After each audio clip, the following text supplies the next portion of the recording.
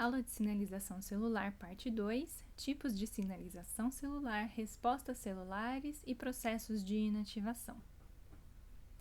Existem duas classificações básicas quando a gente fala sobre sinalização no celular. Uma é relacionada com sinalização através de moléculas secretadas e a outra é a sinalização através de contato. Vamos começar falando sobre a sinalização por moléculas secretadas. Nesse tipo de sinalização, então, existem os dois tipos celulares, a célula sinalizadora e a célula-alvo. A célula sinalizadora produz e secreta os ligantes por meio extracelular, e eles, liberados por meio extracelular, vão encontrar os receptores localizados na célula-alvo. As moléculas sinalizadoras que participam desse tipo de sinalização são proteínas, pequenos peptídeos, aminoácidos, nucleotídeos, esteroides e até mesmo derivados de ácidos graxos. E essa sinalização é dividida em 3 subclassificações: as sinalizações parácrinas, autócrinas e endócrinas. Com relação à via de sinalização mediada por molécula secretada com subclassificação parácrina, quer dizer que os ligantes secretados, eles se difundem por distâncias curtas no meio extracelular. Isso acontece com fatores de crescimento e muitos neurotransmissores. Quem conhece a sinalização no sistema nervoso sabe que um neurônio sinalizador secreta uma molécula por meio extracelular numa região muito curta, muito pequena entre a sua célula-alvo, são chamados de fendas sinápticas. As fendas sinápticas são espaços quase que virtuais entre essas duas células. Então, é secretado por meio extracelular, mas a distância da célula-alvo para a célula sinalizadora é muito curta. Como característica, o ligante tem uma difusão muito limitada nesse tipo de sinalização. Porque ele é rapidamente captado por células vizinhas, então as células vizinhas podem endocitar essa molécula e uma vez que elas não estão no meio extracelular, elas não interagem com o receptor da célula-alvo. Esses ligantes também são passíveis de degradação no meio extracelular e até mesmo esses ligantes podem ser mobilizados por moléculas da matriz, como por exemplo os proteoglicanos, que podem sequestrar essa molécula e uma vez que elas não estão expostas ao meio extracelular, não interagem com o receptor e a difusão da sinalização é interrompida. A segunda categoria é a sinalização autócrina. Nesses casos, a célula produz e libera os ligantes, então as células respondem aos ligantes que elas mesmas produziram e secretados. Então, aqui tem os ligantes que são produzidos, secretados por meio extracelular e a própria célula contém receptores de membrana que reconhecem ou fazem ligação específica com essa molécula sinalizadora. Esse tipo de sinalização é muito comum em células tumorais, quando essas células produzem fatores de crescimento, secretam por meio extracelular e elas garantem a sua sobrevivência mesmo em ambientes hostis.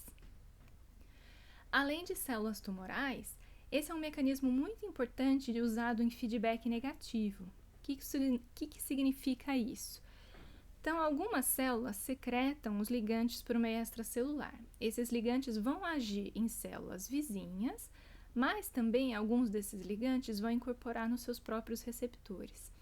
A partir de um momento que tem uma taxa específica de receptores conectados com os seus ligantes, essa célula entende que já tem uma quantidade suficiente de ligante no extracelular e interrompem a sua liberação. Isso é conhecido como feedback negativo. A terceira subclassificação é a sinalização endócrina. É quando uma célula produz e secreta os seus ligantes por meio extracelular e esse ligante vai cair numa circulação sanguínea e agir na célula-alvo a longas distâncias, ou pelo menos de forma mais distante possível. Os ligantes que participam dessa sinalização são a insulina, a epinefrina e alguns neuropeptídeos que são liberados e vão agir, por exemplo, no hipotálamo. E eu vou dar um exemplo disso agora. Durante a alimentação, as nossas células adiposas produzem e secretam uma substância chamada de leptina, que é uma molécula sinalizadora. Então, durante a alimentação, essas células adiposas começam a liberar a leptina no meio extracelular e essa leptina cai na corrente sanguínea e começa a se acumular durante o processo de alimentação. A leptina vai agir, por exemplo, nos receptores de leptina encontrados no hipotálamo.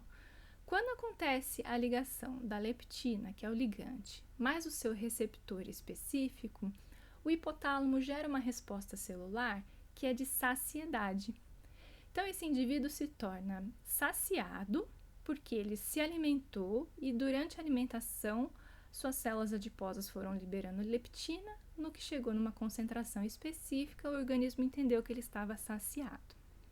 Quando existe uma alteração entre essa ligação entre o ligante e o receptor, ou seja, a leptina e o receptor de leptina, isso pode gerar consequências para o organismo.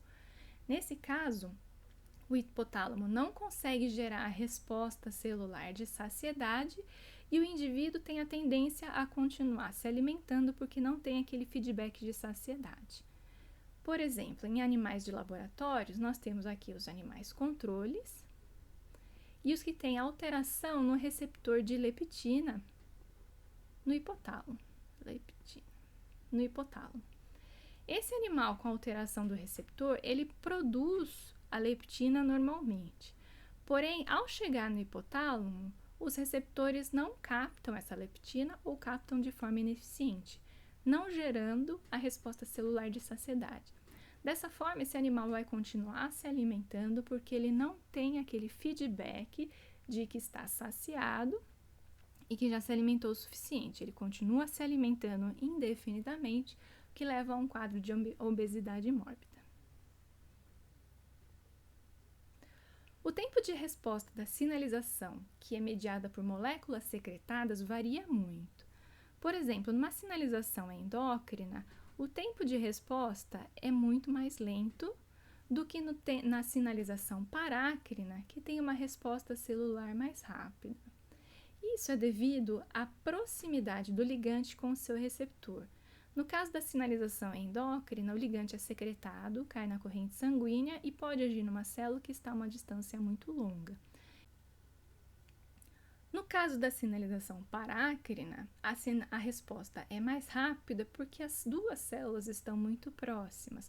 Então, o ligante secretado encontra o receptor na célula-alvo de forma mais rápida. Por isso, as respostas celulares podem ter tempos diferentes.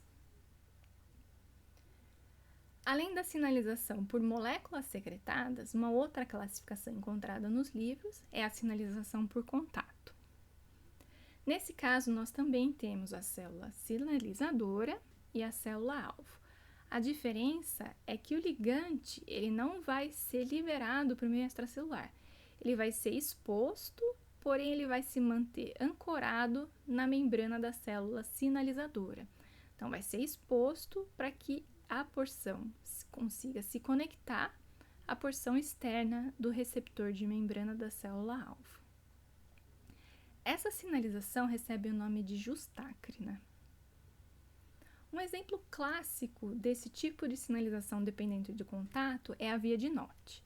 Então, tem aqui a célula sinalizadora na região superior e dois ligantes que não são secretados. Então, dependendo da espécie, por exemplo, tem o ligante delta ou pode ter um ligante chamado jagged. Esses ligantes são as moléculas sinalizadoras, que não são liberadas para o meio extracelular, apenas expostas, mas elas se mantêm ancoradas na célula sinalizadora. Em contrapartida, na célula receptora, tem um receptor específico, que é o receptor de Nott. As duas células, a que sinaliza e a que recebe o sinal, precisam se aproximar muito umas das outras para que essas duas moléculas se encontrem e façam contato entre si.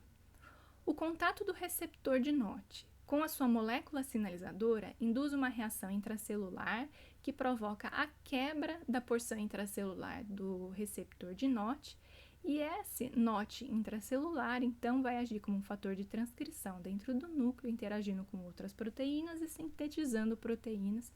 sintetizando novas moléculas. Essa sinalização é extremamente importante durante o desenvolvimento embrionário. Aqui nós temos um embrião em situação de controle, onde a via de NOT está normal. Podemos ver estruturas da cabeça, crânio-facial desenvolvida de forma normal e alguns órgãos, principalmente o coração, corretamente desenvolvido. No caso de um embrião onde tem alteração na via de NOT, a gente consegue ver que algumas estruturas formaram de forma errada. As estruturas crânio-faciais não se desenvolveram apropriadamente e aqui os órgãos internos, como o coração principalmente, e os membros não se desenvolvem de forma apropriada por conta da alteração na via de NOT. A molécula sinalizadora desse tipo de sinalização justácrina, ela pode ser a mesma utilizada na sinalização por secreção. Por exemplo, então, essa molécula sinalizadora, ela pode se manter ancorada ou, em alguns casos, ela pode ser liberada para o meio extracelular, por exemplo, numa sinalização autócrina ou parácrina. As moléculas que são usadas para esses dois tipos de sinalização são, por exemplo, o EGF e o TNF. Nesse caso, o que vai acontecer é a presença de domínios de ancoragem na membrana que seguram essa molécula ou liberam essa molécula para o meio extracelular. Em alguns casos, o ligante secretado ele pode ter o mesmo efeito que os seus ligantes de contato. Por exemplo, o EGF secretado ou o EGF ancorado, ele age nos mesmos receptores da célula-alvo, por isso a resposta celular é a mesma. Em contrapartida, os ligantes secretados podem ter efeitos diferentes do que os ligantes que estão mantidos em contato, como no caso do TNF. Isso acontece porque o receptor que vai conectar o ligante é um receptor diferente. Então, temos os dois casos aqui. O TNF quer dizer fator de necrose tumoral. Do lado esquerdo, eu tenho o TNF, que é secretado, e no lado direito eu tenho o TNF que é de contato, então ele ainda está ligado na célula que a produziu. No caso do TNF secretado, ele vai interagir com receptores, por exemplo, receptores R1. Isso vai disparar uma cascata de sinalização intracelular que em alguns casos pode ativar a apoptose. Em contrapartida, o TNF que se mantém ancorado na célula e entra em contato com o receptor da célula-alvo é um receptor diferente, é o receptor R2. Esse receptor vai disparar uma cascata de sinalização intracelular que vai gerar uma resposta celular diferente, por exemplo, a neuroproteção. Esses dois tipos de sinalização são os mais clássicos e facilmente encontrados nos livros didáticos. Porém, nós podemos incluir duas outras formas de sinalização que são relativamente novas na literatura. Uma é a sinalização por moléculas que não são secretadas e a outra são as sinalizações mediadas por moléculas transportadoras, como, por exemplo, as vesículas ou microvesículas extracelulares. A sinalização mediada por moléculas não secretadas pode receber o nome de sinalização intrácrina. Essa sinalização, então, a molécula sinalizadora é produzida pela célula e age intracelularmente nos receptores da própria célula. Por conta dessa descrição, existem algumas discussões na literatura com relação à sua classificação. Se essa sinalização deveria ser mantida como intrácrina ou se deveria ser encaixada, por exemplo, numa sinalização autócrina. Por conta da molécula sinalizadora não deixar a célula para o meio extracelular e não ser exposta ao meio extracelular, alguns autores defendem que esse tipo de sinalização deve respeitar uma classificação diferente chamada de intrácrina. Algumas moléculas que participam desse tipo de sinalização são hormônios, proteínas ligantes de DNA, enzimas e outras moléculas diversas, como por exemplo gonadotropina coriônica, acetilcolinesterase e algumas galectinas.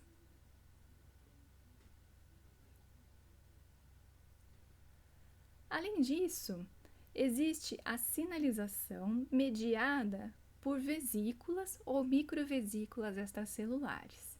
Esse é um campo relativamente novo de estudo.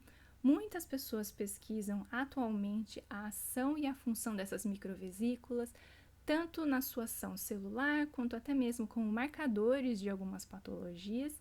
Então, é um campo crescente de pesquisa atualmente. Mas é inegável que essas estruturas carregam informação de uma célula para outra, mantendo a comunicação celular. Basicamente, o que é isso? Então, as microvesículas extracelulares, elas podem ser produzidas por muitos tipos de células diferentes. Células endoteliais, epiteliais, plaquetas, células tumorais, e hoje em dia sabe-se que até mesmo células tronco produzem e liberam vesículas para o meio extracelular. Elas apresentam tamanhos diferentes e recebem nomenclaturas por conta desse tamanho. Por exemplo, as menores, de até 100 nanômetros, são chamadas de exossomos, mas podem ter vesículas de até 1 micrômetro, 1 micrômetro e meio. Essas vesículas apresentam mecanismos diferentes de liberação para o meio extracelular e apresentam um conteúdo diferente, porque esse conteúdo é relativo à sua célula de origem. Então, isso quer dizer que as vesículas podem conter proteínas e RNAs das suas células de origem que sintetizaram e jogaram para o meio extracelular. O que elas carregam? Proteínas, RNA mensageiros, até mesmo microRNAs. Essas vesículas são, então, capazes de transferir o seu conteúdo para outras células e esse conteúdo dentro da célula-alvo gera uma variedade de respostas específicas, como resposta imune, transporte intracelular, metástase, angiogênese e até mesmo sobrevivência celular. Por conta disso, elas são consideradas mediadores da comunicação celular e cabe dizer que elas são mediadores também de sinalizações celulares. O que acontece depois que um receptor é ativado? A interação entre o ligante e o seu receptor induz dois tipos principais de respostas celulares. Primeiro, alteração na atividade ou função de enzimas específicas ou proteínas celulares pré-existentes na célula, ou seja, regulação de proteínas que já existem nas células. Essa resposta é rápida, porque você está modulando componentes pré-existentes. No segundo caso, acontecem alterações na quantidade de proteínas específicas produzidas pela célula, geralmente pela ação de fatores de transcrição, que vão estimular ou reprimir a expressão gênica. Como você tem que trabalhar produzindo novos conteúdos, essa resposta celular é mais lenta, porque você leva mais tempo para produzir um RNA mensageiro e, em consequência, uma proteína nova. O que acontece nesses casos, então? O ligante se conecta ao seu receptor específico. E esse receptor específico, dependendo do complexo ligante-receptor, pode disparar uma cascata intracelular que vai alterar a função proteica, que vai trabalhar com a modulação de proteínas ou substâncias pré-existentes na célula. Nesse caso, a resposta é mais rápida, podendo variar de poucos segundos a até minutos. Um exemplo importante desse tipo de sinalização é o que acontece com as ROGTPases. Essas ROGTPases são proteínas que existem na célula, no ambiente intracelular, e elas geralmente estão em seu estado inativos, ligados a um GDP. Quando elas são ativadas, quando existe uma ativação da sinalização e elas são ativadas, acontece uma troca de guanina. Então, o GDP sai, entra um GDP, o GTP, e essa GTPase se torna ativada. Uma vez ativada, ela vai interagir com seus efetores e disparar um conjunto de respostas intracelulares. Depois da ativação, essa cascata é inativada, então existe a troca novamente para um GDP, e essa GTPase se mantém no meio intracelular, porém de forma inativada, esperando um outro processo de ativação. No outro caso, então, De novo, um ligante se conecta ao seu receptor e dispara uma cascata celular. Porém, essa cascata intracelular vai gerar a síntese de uma proteína nova, então vai alterar a quantidade de proteínas intracelulares. Essa resposta é mais lenta, podendo levar minutos até mesmo horas. Por exemplo, a via de Wnt. O Wnt é um ligante que se conecta ao seu receptor de membrana chamado de Fresnel, dispara uma cascata de sinalização intracelular, libera beta-catenina migra para o núcleo, faz complexo com outras proteínas e acaba produzindo novos RNAs mensageiros e depois proteínas. Isso leva mais tempo, é mais demorado do que simplesmente fosforilar ou ativar proteínas pré-existentes. Por fim, toda a sinalização deve ser inativada depois que ela é ativada. Você ativa, então, através da conexão de um ligante com um receptor e, em seguida, essa sinalização deve ser inativada para manter um coeficiente de equilíbrio. Para que aconteça a inativação, o organismo tem vários mecanismos diferentes e, muitas vezes, ele usa muitos deles ou, pelo menos, mais de um deles ao mesmo tempo para garantir a inativação da via de sinalização. Por exemplo, em alguns casos, os receptores eles podem ser temporariamente sequestrados no endossomo. O complexo receptor e seu ligante é sequestrado para dentro da célula. Dentro do endossomo, eles são separados. O receptor não dispara mais a cascata de sinalização intracelular, então a sinalização desliga, e ele pode retornar à superfície celular para ser ativado novamente. Em alguns casos, esse complexo ele se torna também sequestrado, porém ele vai ser sequestrado por um lisossomo. Nesse caso, ele vai ser destruído, as suas partículas, tanto dos ligantes quanto do receptor, elas vão ser desfeitas, elas vão ser destruídas, e não tem o reaproveitamento desse complexo, ou pelo menos não tem o reaproveitamento da proteína receptora. Por outro lado, a sinalização também pode ser inativada intracelularmente em várias etapas, através de proteínas intracelulares. Então, existe o complexo proteína-receptor e seu ligante, e para inativar, depois que a sinalização já foi disparada, acontece a ligação de proteínas na porção intracelular do receptor. Isso faz com que a sinalização seja interrompida. Em outro momento, pode acontecer a inativação das proteínas efetoras. Então, as proteínas que vão passar essa sinalização adiante acabam sendo inibidas por algumas proteínas específicas.